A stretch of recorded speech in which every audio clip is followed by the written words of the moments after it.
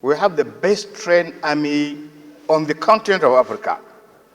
We have the most equipped army on the continent of Africa. We have recorded successes outside the shores of Nigeria, in Liberia, in Sierra Leone, in Somalia, in Darfur, and other United Nations peacekeeping. Our army, at every given this peacekeeping mission, comes out successfully tough.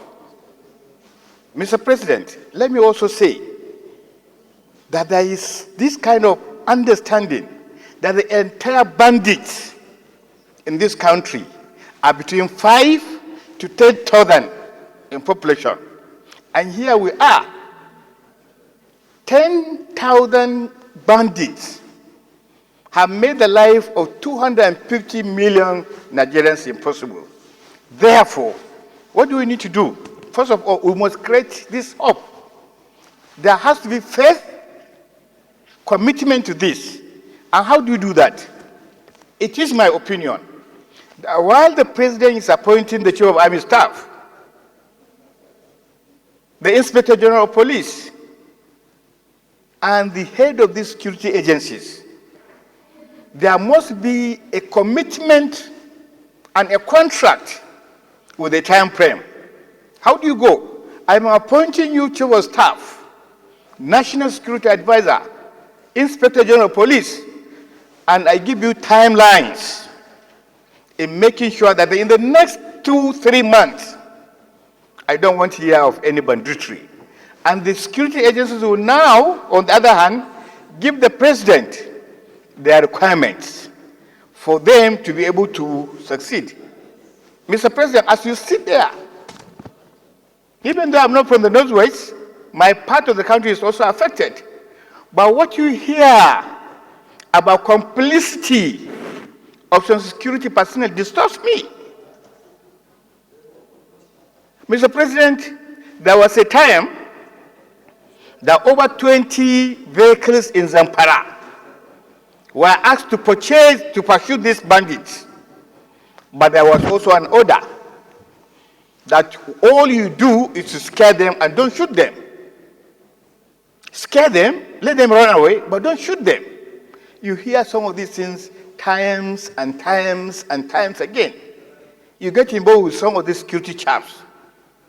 Certainly, sir, as the leader or leaders of this chamber, you need to sit down with Mr. President. The whole truth is that he doesn't have the vital information that he needs to act.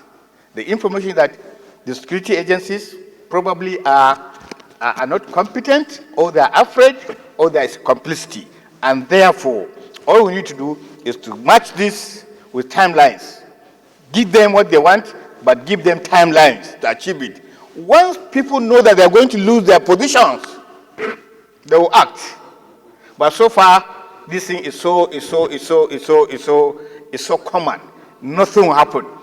You ask people to go and do their assignment, they don't succeed in them, they come back and they continue to do the same thing all the time. It is disturbing that if we don't take care, sir, finally, sir, I see a situation whereby one of these states mentioned could be taken over by bandits in the government house. If care is not taken, the way these things are going on, I raise my case. Thank you. Well, thank you for your... There is no synergy in actual sense between all the security agencies. There is no synergy, no cooperation, no collaboration. Whatever they will meet in the security meetings, they will go and do a different thing. And that is why these criminals have even informant among some of them. So as a matter of fact, Mr. President, we need to do more because we want to make a sustainable development for this country. And one of the key problems also on these mining issues that have been discussed, most of these areas, they have gold mine and they are supported by most of the criminal elements. Some of them even are foreigners. And no government effort being made since the revocation of the license. There is no legal framework, as my colleague said, to deal with that situation which is very important to the economic development of Nigeria. We want to sincerely thank the effort of Mr. President because he's doing his best to ensure peace and security of this country. Because this country is blessed, we have all the basic raw materials needed for development. So we have to put all the mechanism and make sure that we should not put politics or any tribe or any religious issue is something that, because we have no other country than Nigeria. If you go to Funtua alone, 30% of them are from different parts of this country. Mr. President, it's very important we should deal with this issue in a very holistic and more reasonable approach so that we can deal with this criminal element. Thank you, Mr. President. Thank you very much, Senator Anduzi. We are aware of the situation of food security or availability of food on the tables and in homes of Nigerians as at today. Imagine a situation whereby we are unable to make our farmers go back to the farm, especially this farming season, what that may portend down the line. Therefore, Mr. President, it behoves on us as leaders to ensure that all that needed to be done is done for the re-establishment of security in these areas and, if possible, in every part of this country. Mr. President, at the moment, most of our farmlands in these areas are no-go areas to our farmers. Once you step out of the comfort or the confines of your village, hamlet, or town, you hardly come back without being kidnapped. So it's important that we intensify every effort, in particular the security forces, to engender security and safety in these areas. Mr. President, from experience, it is important that Mr. President directs and Commander-in-Chief directs the armed forces to carry out coordinated approach on this challenge of banditry. For as long as they continue with the same strategy of containing it, for example, in Zamfara, once they disperse them, of course they will go to Ada Katina, Niger, Sokoto, Kebbi, or even Kaduna that are contiguous to Zamfara state. So there is the need for a concerted and coordinated effort. And it can only be done when you have enough men on the ground, when you have the required equipment, and of course, properly packaged welfare for the security personnel. Additionally, I believe that there is the need for Mr. President to seek for a further legal framework that will give the Nigerian security forces the comfort to go out there to ensure that they engage this bad element. How do I mean? We may have to identify these areas, get the coordinates, and Mr. President may have to seek the support of the Parliament to declare emergency, state of emergency in those areas. State of emergency doesn't require removal of any elected official of government, either the governor, the assembly, or even a local government chairman. But once that is done, that will give the military and the security personnel the comfort and confidence to go all out to engage. Because I am made to understand that there are some concerns from some of these quarters that once they do that, and there are some seeming infractions on fundamental human rights, they may be taken to International Court of Justice. But if we declare state of emergency in those areas, that will mean that all of those laws are waived and access is given to the military and other security personnel to carry out their duties unhindered. Mr. President, I support this motion. It's very important. food security is too important, and we must always ensure that we support government to achieve that. Right from the 9th Senate, even the 8th Senate, the issue of insecurity has been on the front burner of national discourse. Mr. President, in those days, it used to be Boko Haram in the Northeast. Today, it is banditry in the Southwest, kidnapping in the Southwest, banditry, herdsmen attack, and kidnapping in North Central, and moving down the Southeast and the Southwest, similar occurrences rear their heads. Mr. President, the concomitance of all this is that it has given birth to so many inconveniences, so many negative aspects of our lives. And looking at the heading of my colleagues' motion, Mr. President, I want to say that there was a time that some of us have to mention in this hall that the time to take decisive action is now here. This August Senate, not in the hall. Sorry? This hall. This is beyond the hall. Okay, this hallowed chamber. Thank you. And so, Mr. President, I think that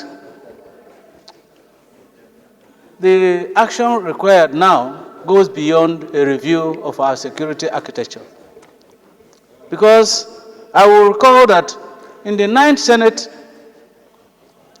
the security architecture of this country was the subject of review, headed by our revered leader then, distinguished Senator Yahya Abdullahi, with a very comprehensive finding with very far-reaching recommendations that ordinarily would have put paid to the current situation that we find ourselves.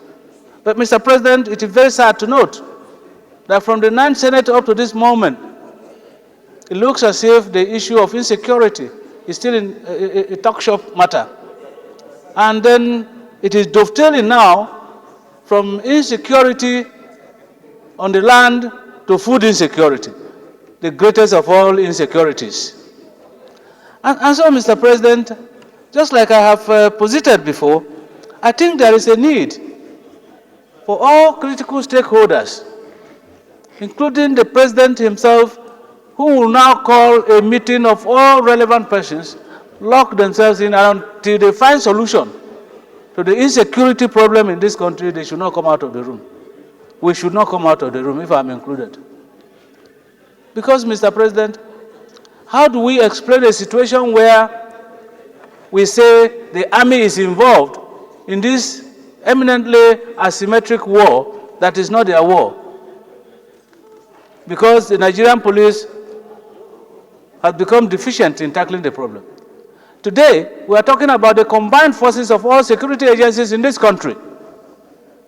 And so if we continue to have this insecurity manifesting in all manner of activities, and the soldiers, the police, the civil defense, the prison, all armed agencies of this country, if they are incapable of solving the problem, Mr. President, where do we go from here?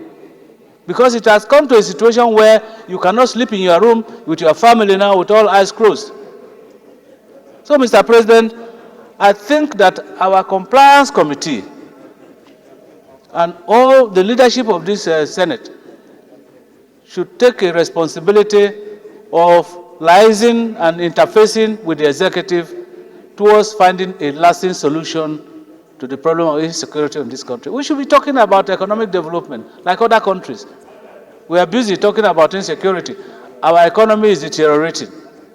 So, Mr. President, I thank my You have not commended, Mr. President. You have not commended, Mr. President, in what he's doing to turn around things in the country. He's doing very well. I leave Minority leader, say the truth. I leave that to when you are going to comment or review the whole situation to make commendation. But I'm very sure that it will be sheer hypocrisy if we sit in this place, Thank you very all much. the problems that we have, and say we should be commending ourselves. Thank you very much. I don't think it is time for commendation. You have to commend Mr. President. He's doing very well. And also to align myself with Senator Tambwa, on the need to address this situation once and for all. Mr. President, this situation started back in 2017, and it has been on since then. Mr. President, I strongly believe, I have a very strong conviction that this situation can be addressed by having the right boots on ground, the necessary equipment, and boosting the morale of our troops. However, Mr. President, the presenter of this motion mistakenly or deliberately exempted Niger State. I think Niger State should be included in this motion, and I'll give you my reason. These bandits tend to move from one forest to another. If they get hit in Zamfara, they move to Niger. If they get hit in Niger, they move to Kebbi. If they get hit in Kebbi, they move to Sokoto. So, Mr. President, I think it would be wise to include Niger in this approach so that once and for all, this situation will be addressed. But I have no doubt in my mind from my experience of being governor of Niger State for 8 years, I know our security agencies are working very hard, but they will need more support, they will need more boots on the ground, they will need the necessary equipment, and they need their morale to be boosted in terms of welfare and their remunerations. So I would like to support this motion, and I would like to congratulate my colleague, my neighbor, for presenting this motion. I know we have discussed this so many times in this hallowed chamber. We will continue to discuss this until we get the desired result. Thank you, Mr. President. The entire northwest and north central parts of this country are on fire. There is virtually no security anywhere. Like one of my colleagues said, the moment you come out of your village or your urban location, you go outside, you are not free. You cannot farm. Traveling from one position to another, you have to hold your beads, prayer beads, hoping that you reach your destination in peace. In Kebbi State, which I represent, all the senatorial districts are not safe. In fact, some of my own political associates, and indeed a very close political associate of mine, we have been following, he had been kidnapped about 3 or 4 days ago. We have been trying to follow the kidnappers. We paid ransom. And I'm afraid that from the information that we are getting from security agencies, they have killed the person with his associates. So this thing has become so commonplace that we are not talking it as news. It's no more news again. That's why you don't even hear it. Because it's happening all over. It has become ubiquitous. It's everywhere. So are we going to start all the time talking? We have been talking.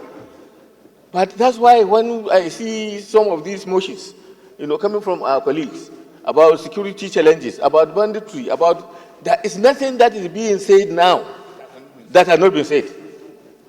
There is no recommendation that is being made now that has not been recommended. We made the effort and made the recommendations. We set up a whole committee. Mr. President, you are part of the member of that committee. When we spent a lot of the intellectual and political clout of this National Assembly, try to work out a system.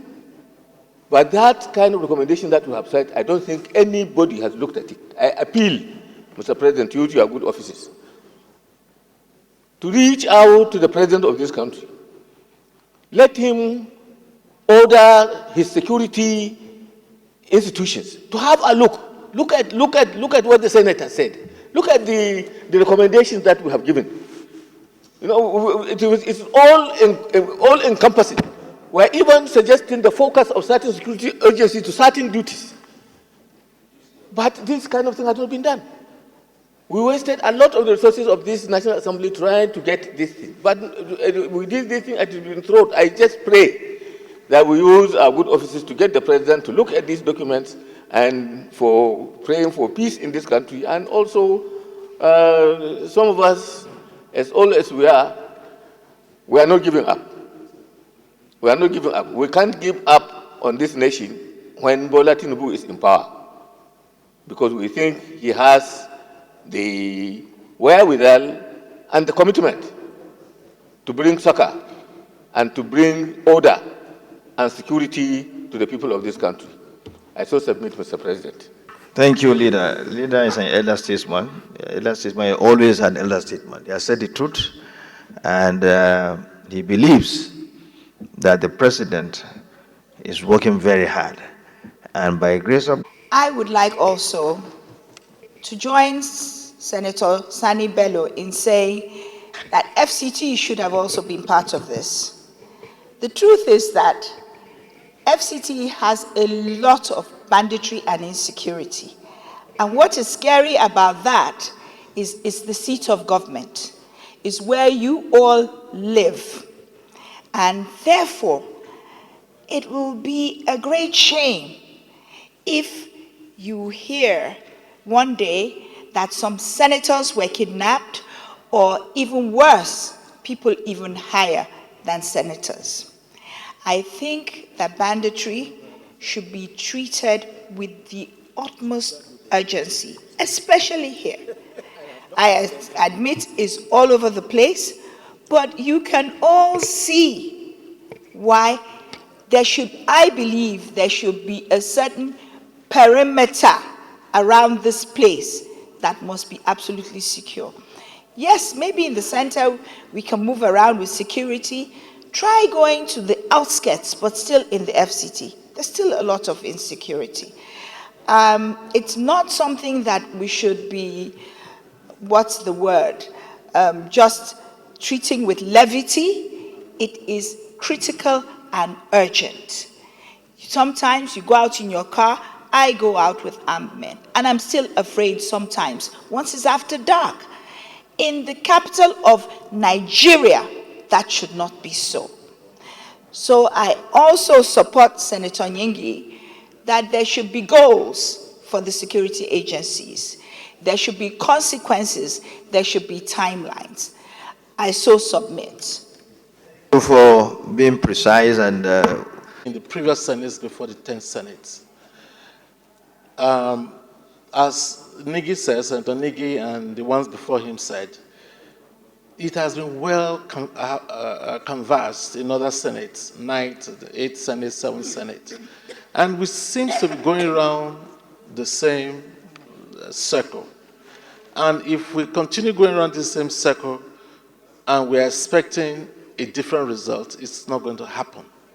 We must deviate from the way we approach security. We have said in these chambers, and I think and I pray that the bill will be assented to, that we need state police. State police is the panacea to this problem. We must also commend our security forces, the armed forces, and other security agencies for what they have been doing.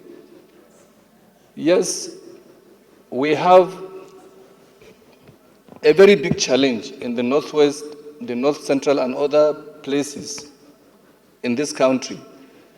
But we must recognize the effort of our security agencies for what they have been doing. At the same time, knowing how they have been losing their lives, in the fight against this insurgency. I want to support the fact that there is need for a coordinated effort. Quite agree. But we must realize that our security agencies need the right equipment and what it takes to be able to carry out this coordinated effort. So it is important, Mr. President and our distinguished colleagues, that we realize that whenever the security agencies come to us here seeking to get this equipment, it is very important for us to realize that we have to pass, their budgets.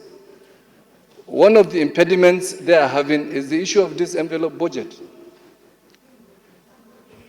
Mr. President, as I'm talking to you, the supplementary budget of the Army, the capital project appropriation, is yet to be released to them. So how do you expect them to fight this battle? It was lumped in the recurrent expenditure. They wrote for a corridor. Chairman, you have 1 second remaining. And yet, thank you, Mr. President, for adding my time.